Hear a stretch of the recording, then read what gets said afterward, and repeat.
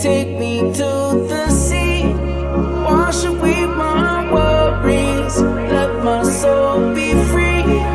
Take me to the ocean, take me to the sea, wash away my worries, let my soul be free.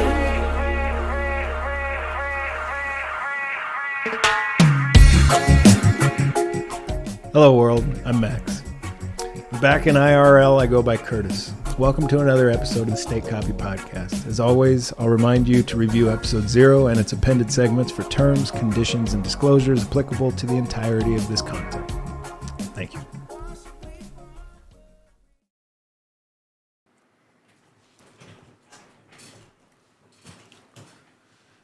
Well, hey everybody. I hope it's an awesome Wednesday the 12th. It's about 3:45 local, and for today's show, I'm going to show you the first ever time I did this. This was my last episode. I talked a lot about spirituality, and I hope some of that was useful for people.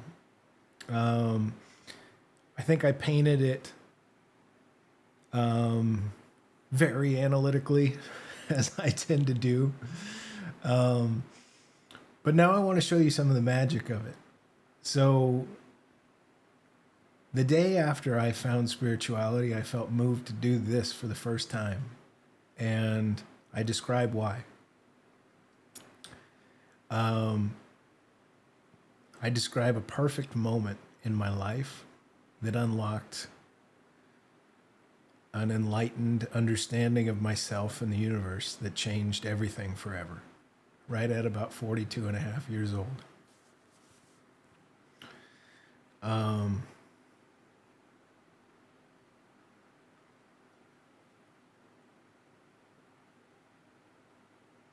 going to add some notes along the way that occur as I watch it now. I'll just fade them in as we go, and I hope you enjoy this. Get ready for more overshare from Max. Thank you all.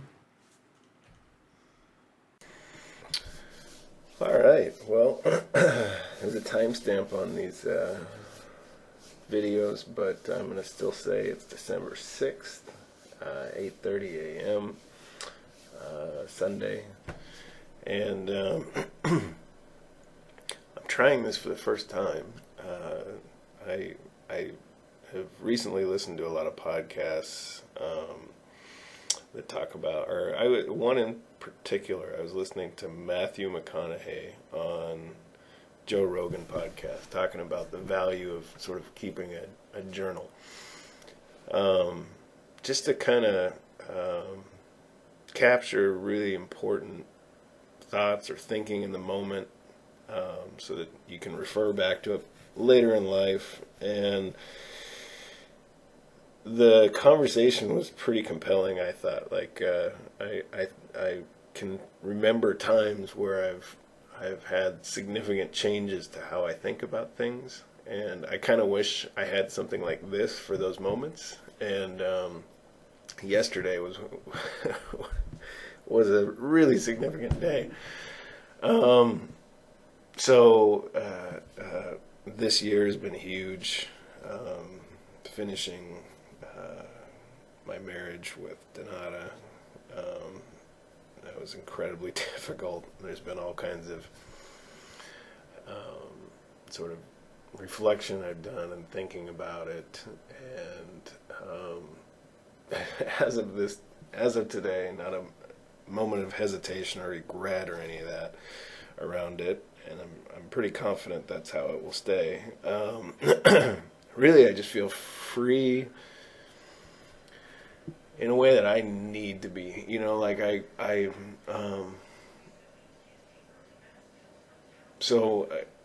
my thinking is kind of mixed up here. Like, I'd like to structure this a little bit better, but that's just not how I think. I can remember when I turned 32, it was just this massive paradigm shift in my thinking. Or 31, it was when I was married to Rochelle, and contemplated sort of going my own direction from her, and that was so huge. And that year was it was like a massive year of change. And after I was about a year outside of it, like 32, and I managed to lose, 82 pounds or something like that. It was like I was like a caterpillar that just that's super cheesy, but yeah, like I changed form physically, mentally, and I remember just being so happy and proud of myself. Just like I remember taking Shelby for walks. I would do that 2-mile hike right outside of Red Mountain Ranch every day, and I would take Shelby out there. And like that B-17 bomber at Falcon Field just go buzzing right over me. Arizona, perfect weather, and just thinking, God damn, I'm so happy. Like, everything is beautiful. Life is beautiful. I think for me, I'm learning about myself as I get older that I need, like, freedom. Like, I need to experience true happiness. I need to not have to, I love a good woman in my relationship. I love being with them, but I don't really like the dynamic of that structured, traditional married life where you're supposed to ask somebody else's permission before you buy everything, before how you spend all your time. And it just doesn't work for me. I can't be happy in it. It's not the girl's fault. I've now known a few women in my life that I really enjoyed their personalities. I enjoyed them. Certainly with Donata, there's a lot of things where she's just her personality is too contrary to mine, and just the sort of day-to-day kind of rudeness. I couldn't not be happy in that. But even with like Rochelle, Charity, now with Ada, I know that I'm really enjoy them, and I enjoy that shared experience, that shared time together. But I'm not happy when I can't just go decide I want to paint a wall a different color. Not that I've really done that, but I need to just be able to be free to make those decisions myself. I carry around way too much thought about trying to keep somebody else happy, and now that I've sort of shed that for another time in my life, and it's like 10 years after I did it the last time, I'm so happy. I had Nika's reached an age where she's 4 years old. I think she's come out of the divorce really healthy. I really tried to do everything I could to make that as easy as possible transition for her. I was worried about that. That happened. I experienced it when my parents split when I was about the age she is now, and I think that was a little too old. So a lot of the timing, a lot of my actions, I really wanted her to know me as happy like I am now.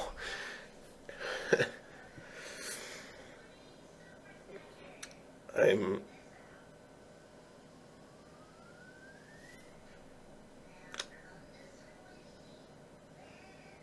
emotional about it, and I don't think I've cried as an adult.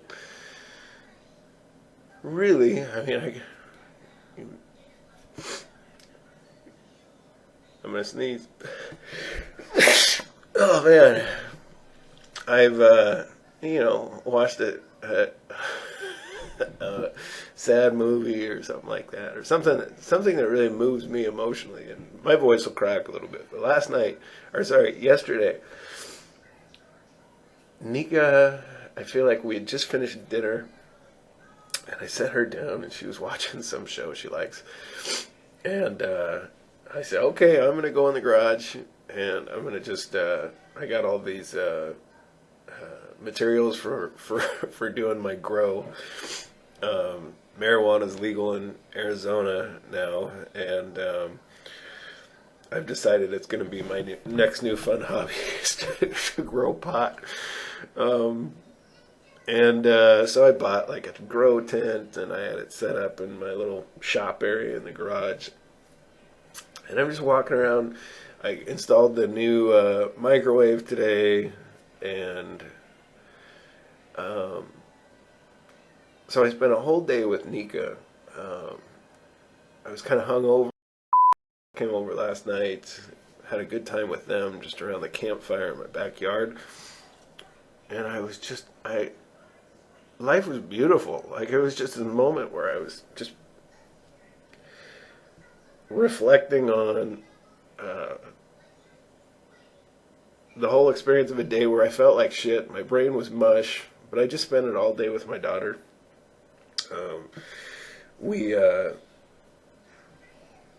She pretty much just hangs out with me. She's my helper on my projects and stuff. And she just entertained herself while I put the microwave in the wall, and there was a few problems had to overcome. I had to go buy a cutting tool so I could saw down the bolts so that they'd fit on the wall, the drywall anchored ones. And so Nika comes with me on that, and then it's really exciting to get the tool working for the first time and put on safety glasses. And I remember doing stuff like that with my dad. And the role change and just the feeling of total satisfaction and happiness with life, it was profound. Like, I can only, I remember feeling similar that way when I was, like 32, like I said, just out on that walk and feeling just totally satisfied and happy. And, yeah, it's like knowing yourself what you need to make you happy, I think is just huge. And I feel like 42 has been really good to like cement that. Like, I spent the last 3 years, so 2017, 2018, I knew what I needed to do, and then I worked a really difficult process to take my life where I want it to be. And so wonderful to feel like you are actually in control of your life in this experience. And then when you when you figure out what you need to do, and then you do it, oh, it's such a feeling of accomplishment and satisfaction. Like, I think the people in my life around me that really know me know that I'm better than I've ever been. The ones on the outside, distant family I don't see a lot. I think Dad still hasn't told his brother and his mom I got a divorce, and that's been over a year ago. I don't know why he cares. I of course am happy to keep that confidence if that's something that means something to him and doesn't to me. I don't care who knows what about me, and fuck them if they got a problem with it,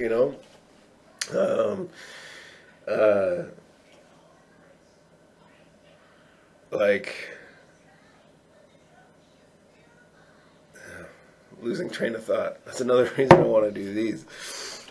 I think with my inability to recall things and the brain fog I get from lack of sleep, I'm worried I'm going to have some dementia problems. Hope they get some good drugs for that, and because I think in about 20-30 years I might need to take some. And yeah, I think having a regular journal, I'd like to do this daily, but at least more often than once a month. I think this is going to be kind of a long video because I'm trying to capture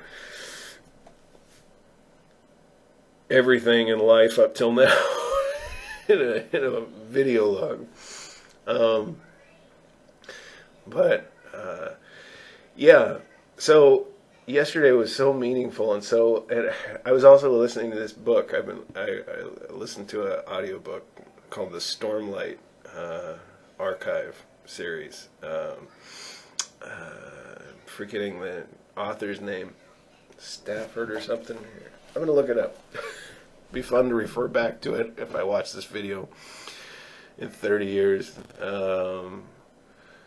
It was called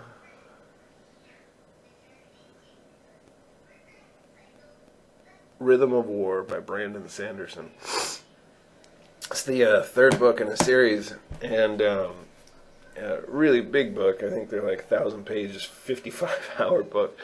But I got to the ending, and I'm listening to it as I'm working on stuff yesterday. I try not to be too tuned out of my time with Nika. I kind of split it. It's really helpful for me to, be in the moment with her and try and talk to her and just be kind of goofy,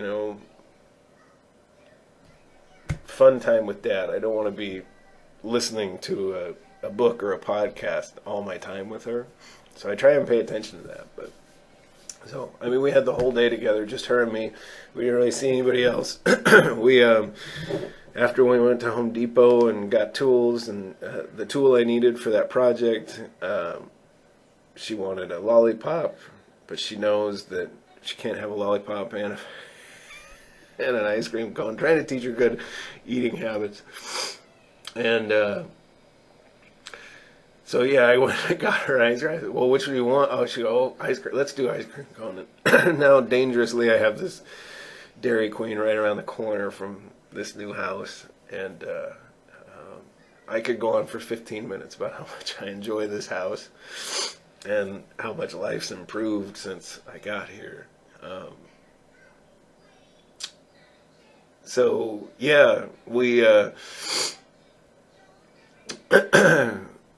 we did all these projects, but I'm also listening to this book right as it's ending, and there's this really cool concept in it where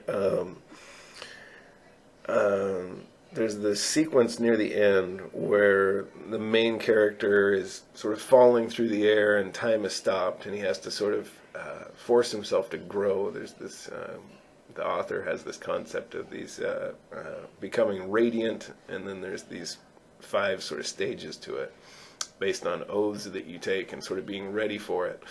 And then it's not the deity, but it's like it does get a little bit more spiritual than I'm usually willing to entertain. And it's all a fiction of a world, but I really thought it was this beautiful.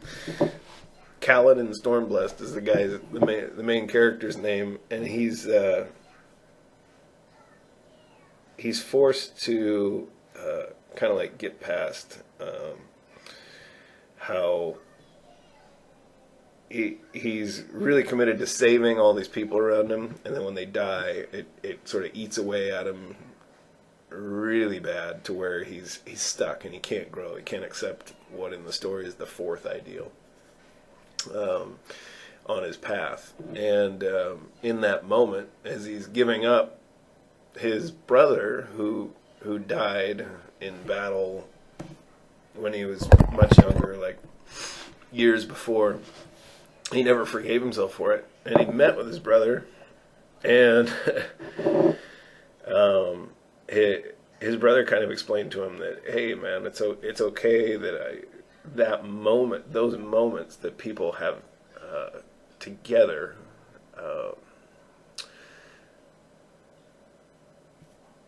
they are what matters. They're what's beautiful. They're like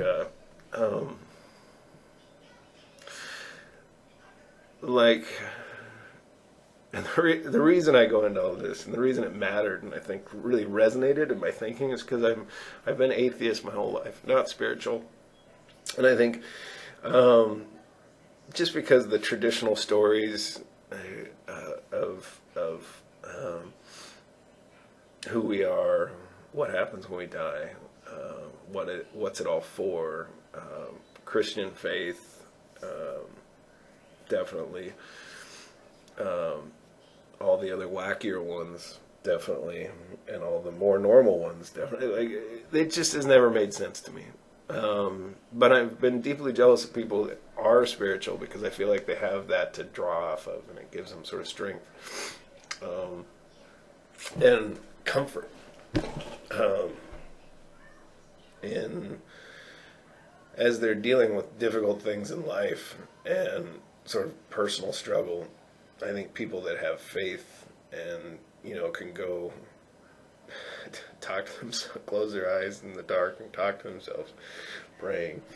I think that is valuable. I think it is something that I wish was available to me, but it's never been available to me. So I think about these things. I think about, what's it all for? I think atheists have to consider, like, a beautiful concept that I like in atheism. I don't know if this is an agreed upon concept. It's one that occurs to me, is morality. I think people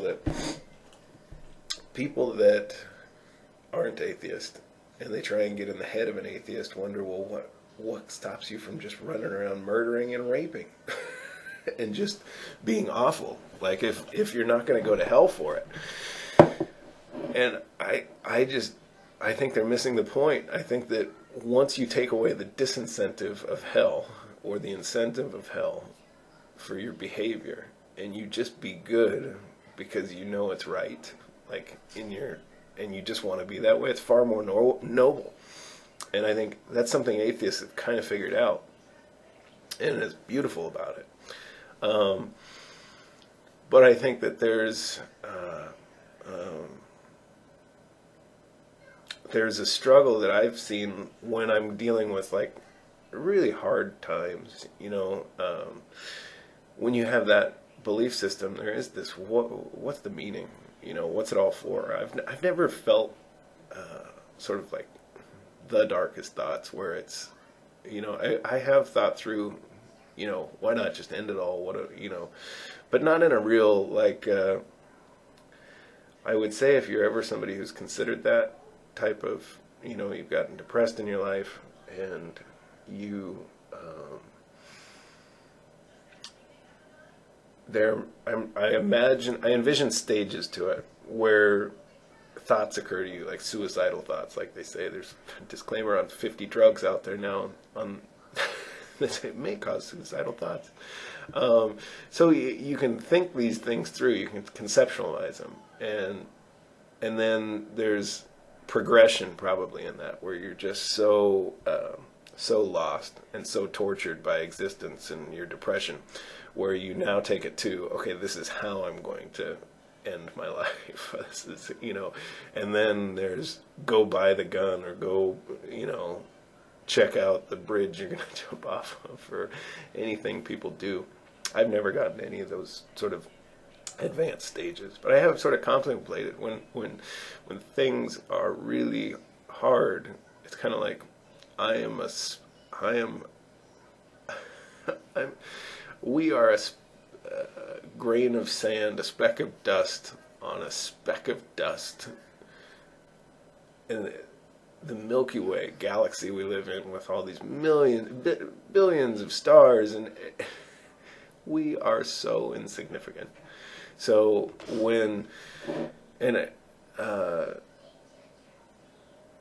the scale and the scope of that is so overwhelming, and when emotions and when bad things happen in your life, I think that if you are an atheist and you don't think that what's it all for, what's meaning of life, just I think can be a challenge for people who think this way. Reading that book, where I'm at in my life, getting to know myself and what happiness is, my daughter, relationship with her, it's all just sort of coalesced in a really good way, I think, like in my brain, like how I think about stuff. And I'm still very emotional from it. I haven't cried like really cried. Like, this is one level, but yesterday in the garage, I had just had dinner with Nika. Her and I sat in the hammock. I love hammocks. I put one up on my back patio and just sat in it with her. We didn't watch TV. We talked about how to watch a day as beautiful as this day was. We talked about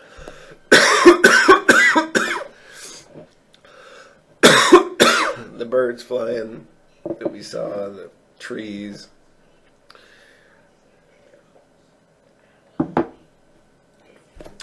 Appreciated the beauty of that moment with my kid in my hammock on my patio on my house that I love. I just felt so much gratitude and satisfaction.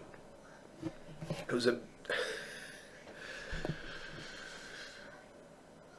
was possibly just the best moment I've ever experienced. And later on, as Nika's watching TV, I go out into the garage and I'm putting together my ventilation system for my grow tent, and it just hit me like a wave of joy. I bawled like this for the first time in like 20 years, 30 years, just out there. Like, I'm glad she's not seeing her dad. Well, actually, it's probably wonderful for her to see me like this. Just so happy.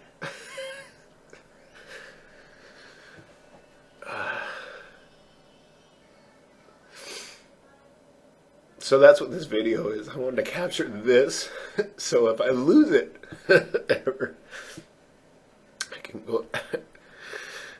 go back and I can refer to it and center my thinking to appreciate how extremely special this experience is.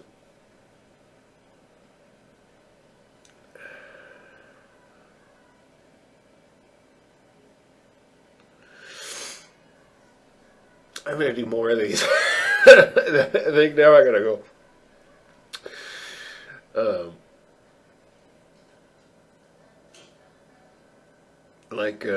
Have another cup of coffee and